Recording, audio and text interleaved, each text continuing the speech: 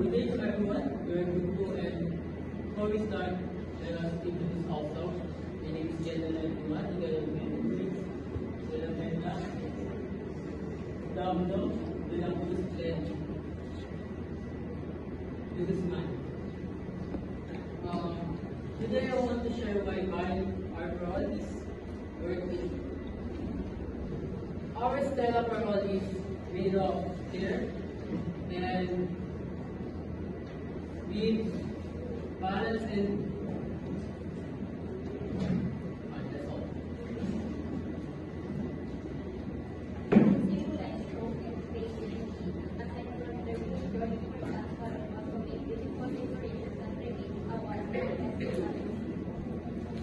Regarding the Stella Maroon, you're not only embracing a shared tradition, but also supporting local artisans who craft these lanterns by hand. Hello, to show you how on your parole, a Stella Parole that partnered with the religion in Bridgehampton and your family. Right after your tradition, you can get a shot from the parole right now and take your family to the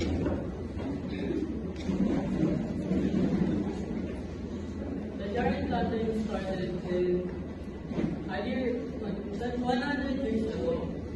It started with small lanterns, then it improved to big and colorful. It showed the artistic of Kapampangan. And we made this parol is made of the Kapampangan style with our own. We add a little more style and like this golden spoon and golden paper. Our parole is based on the traditional star-shaped lantern of Pampanga known as the lantern capital of the Philippines. It reflects Filipino values like family, unity, and thrifty.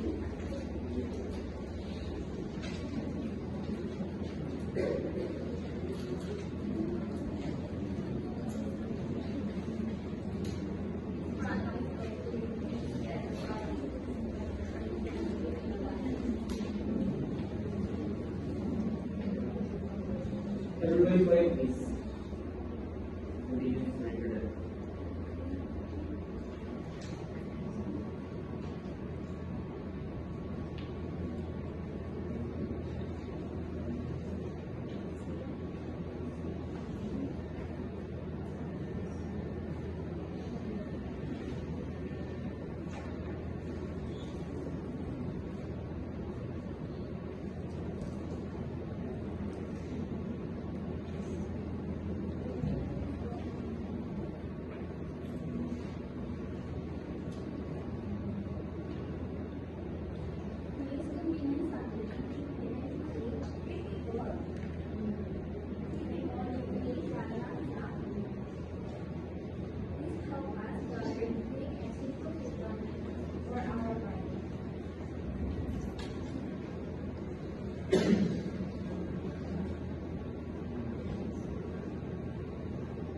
Data holding, partly of the organized monthly consent interview.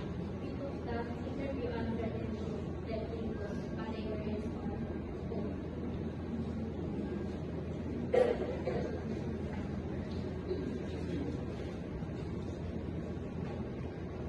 We use thematic analysis to find pattern in what people said about people in the parole.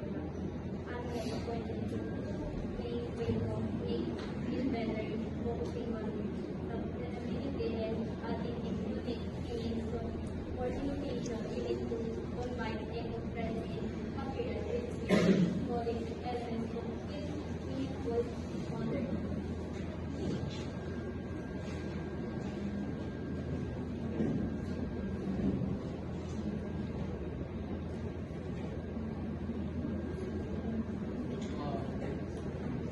Our parol is made of, like I said last time, our parol is made of golden spoon and we added a little our creation of like this color or colorful and design.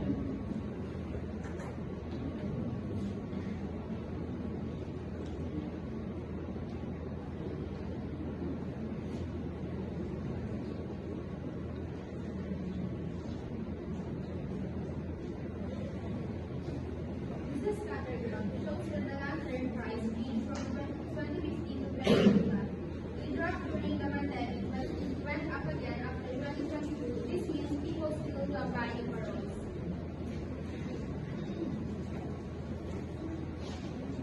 Thank you for listening. We are open for questions.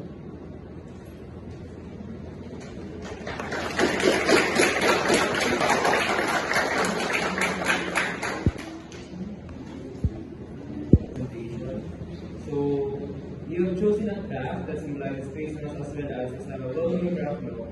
Since Philippines is one of the countries that celebrates Christmas the longest. My question would be, why did you choose this product and what innovations did you add to the power? We choose this to show how Christmas is important and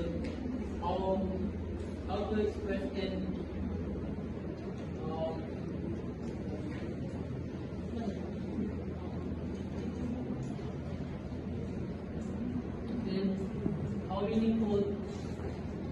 how meaningful this can be. Of course, it's for Christmas because it's power. It's used for Christmas. Just like any other power. What's something with this power? This is made of, our boundary is small, but it's made of air and a unique design.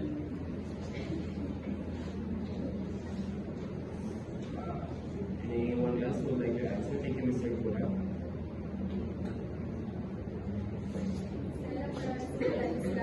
Gathering the colorful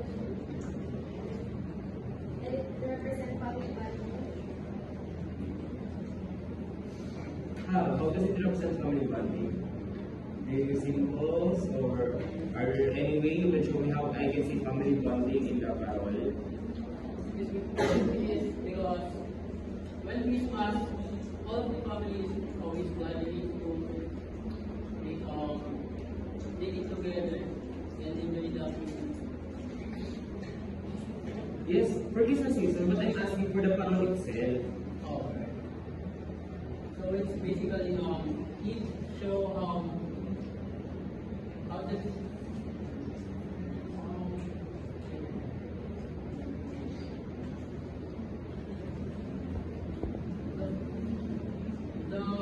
parole means Everybody protocol 1. I'm waiting for a while.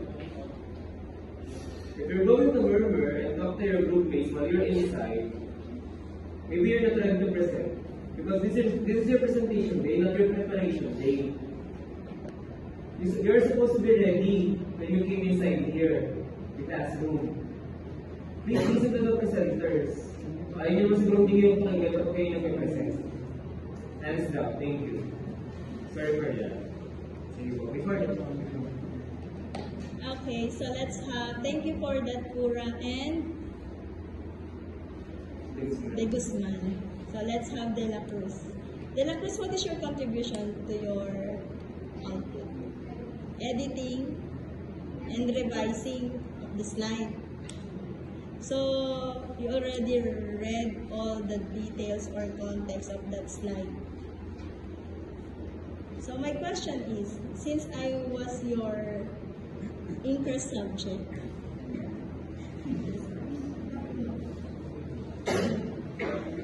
okay, editing and revising of the slide.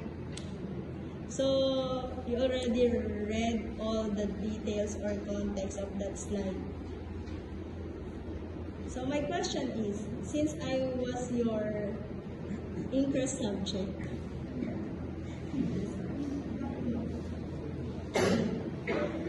okay, so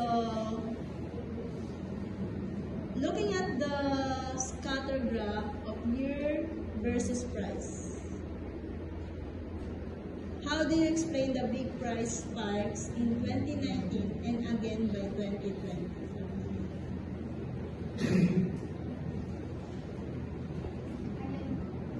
How can you explain your scatter plot?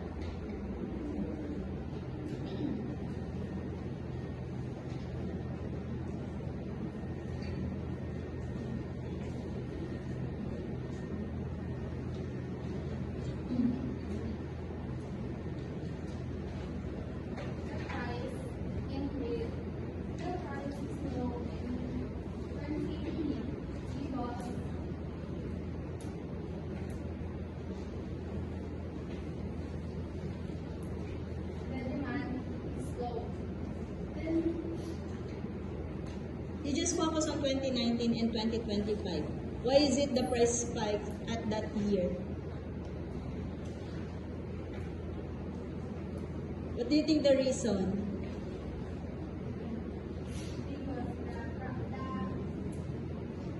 The material Is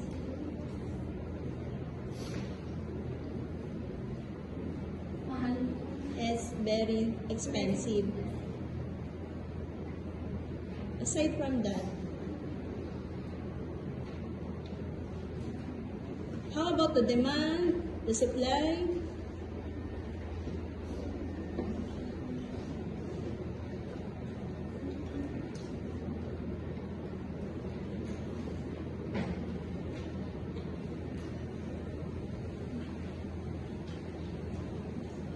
So you mean to say it is so the materials is very expensive in that year 2019 and 2025.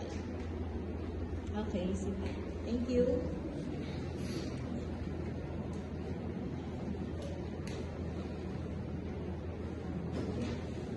Okay.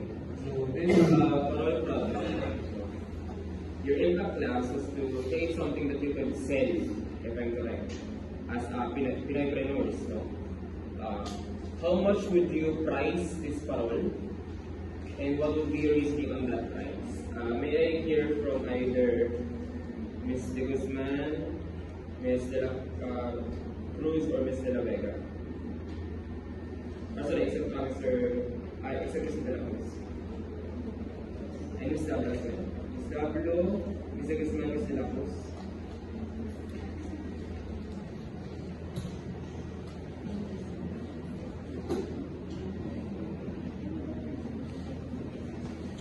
Can I hear from other members, please? But then, have reasons so. Yes, Ms. De La Vega.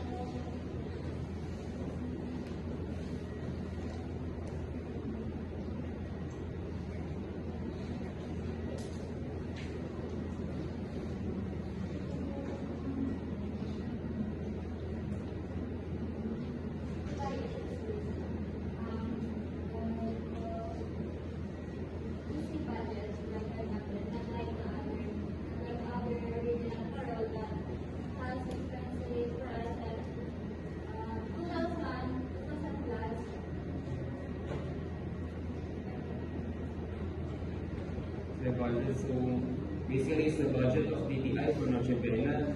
If I buy your parole, I don't have any more for my Noche Buena. And on the other hand, so, realistically, for a price of 500 pesos for a recycled parole, I think it's expensive, no? Because in the first place, you said that the highlight of this parole is it's made from recycled materials.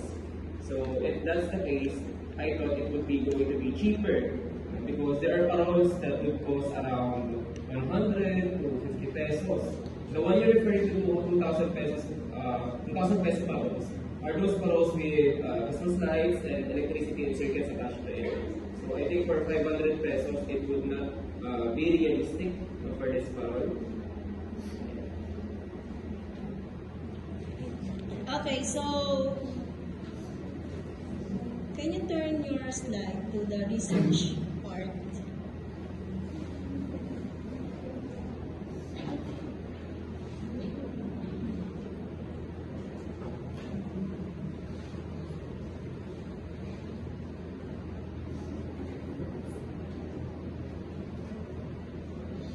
So, based on your slide, you conduct a convenience sampling for your data. So,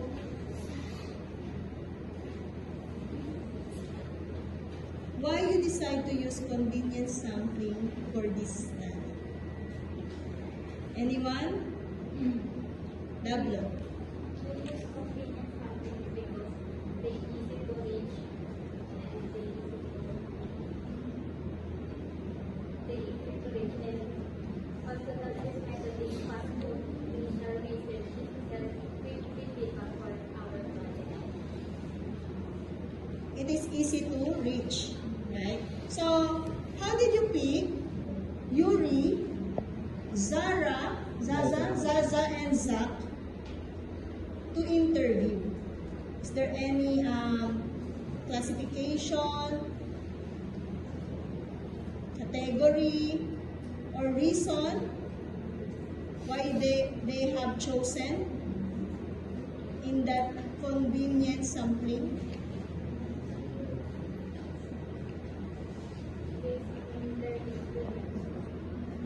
Based on, again, louder voice. Based on their experience. So What is their experience? Experience on what? to create a parole. So, means, when we say convenience, can you explain or identify the meaning of convenience sampling?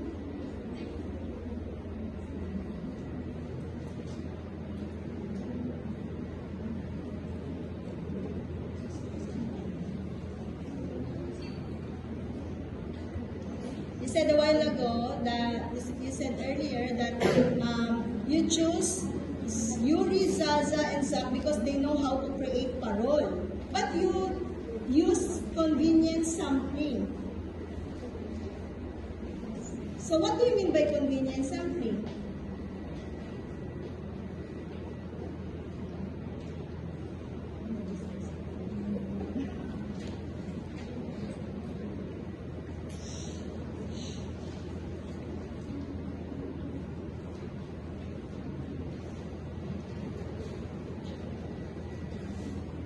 Can you step forward, Dablo?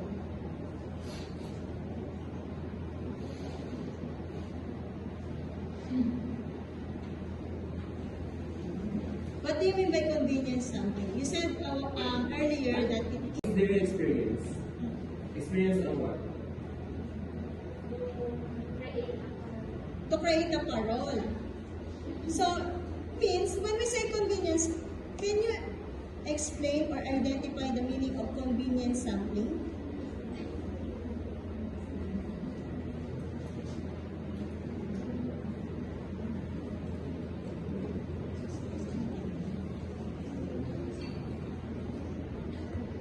You said a while ago that, you said earlier that you choose Yuri, Zaza, and Zach because they know how to create parole. But you use convenience sampling.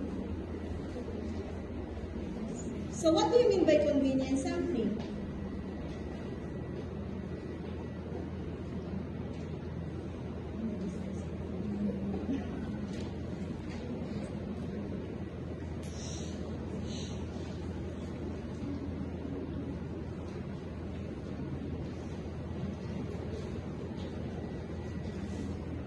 Can you step forward, Dablo?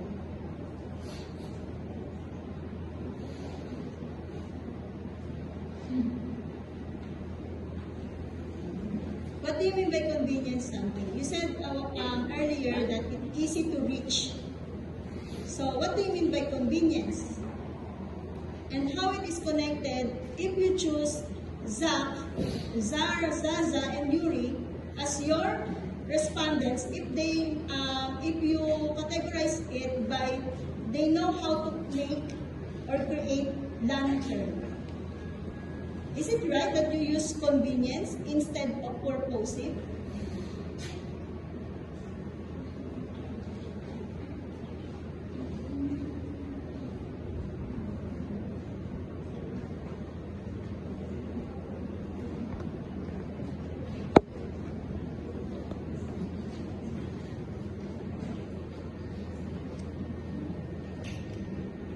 What do you think?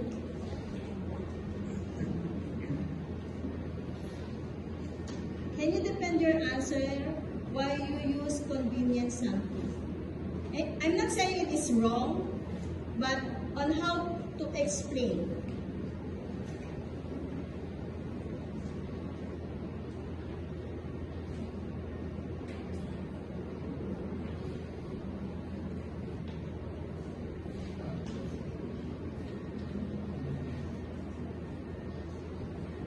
How about you, Guzman? De la Vega.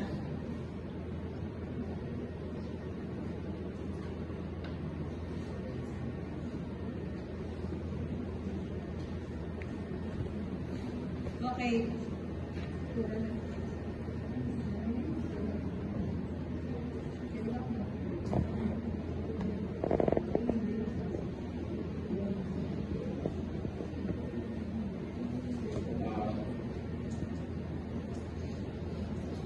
I'd like to know the process how you created this product. When did you start? And how long did it took you to create the product? When did you start creating this product? Starting last week. One of the things where you're having the group is missing coming, where you're having difficulty answering the questions, where you're having difficulty presenting your output, is because you only created this last week. When in fact, this Impact Labs was given to you by the start of October, if I'm not mistaken. So it's very important, especially I'm giving this to you as an advice for your last Impact Labs for next semester. I know that you would give more time in preparing your output so that it's more presentable, not necessarily perfect, but at least you know perfectly well what you did in your output, how you process this one. Who are the ones who created this product? Can you raise your hands? Please raise your hands. So all five of you created this product. Can I just confirm if Kaya, Sinena, and Taya are absent today? Did they also contribute or not? So Kaya and Sinena contributed, but they are absent today. Sinena is not. Sinena is not? Yes. Not Only what? Kaya. Okay, Kaya so, specific. oh, it means Kaya was the only one who contributed with you, but she's absent today. Okay. So that's one thing, no? You prepare for this because this is not just CLE. This is Impact Labs, and this is 10% of your grades. Although grades are not the basis of you as a person, it reflects the personality that you have when it comes to your academics, responsibilities, and discipline as well. So I hope that when you see each other next time, you are more prepared than this. And take note, this is your second time for this presentation. So you need to much prepare, more prepared. With that being said, I will have last questions for all of you. If you're going to improve this product, what would you change? What would you add? So that at least you have this vision, what can you do next time? So if you're going to improve this, what would you add so that it can be a little more exciting, a little more beautiful? So let's start with, all of you will answer this question. Let's start with Ms. Guzman.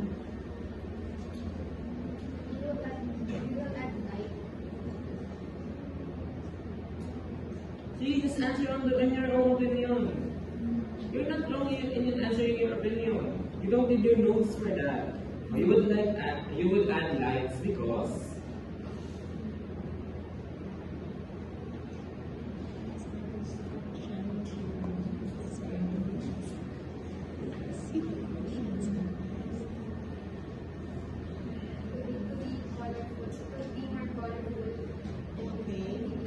Okay, that's it.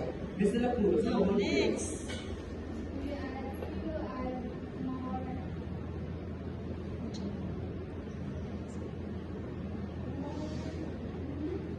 Spoon.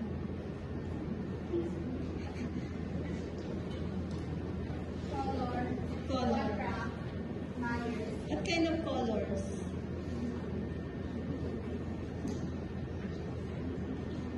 Red. Red. How about Mr. Kura? I think you're still available for us. Mr. Kura? We changed the April to 6 and the school also changed it to whether like models or stars. It's good. It's not low. Santa Claus.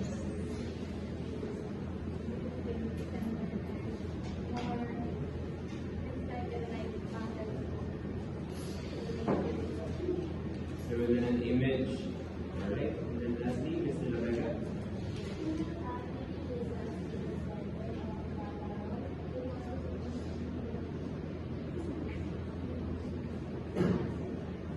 Thank you.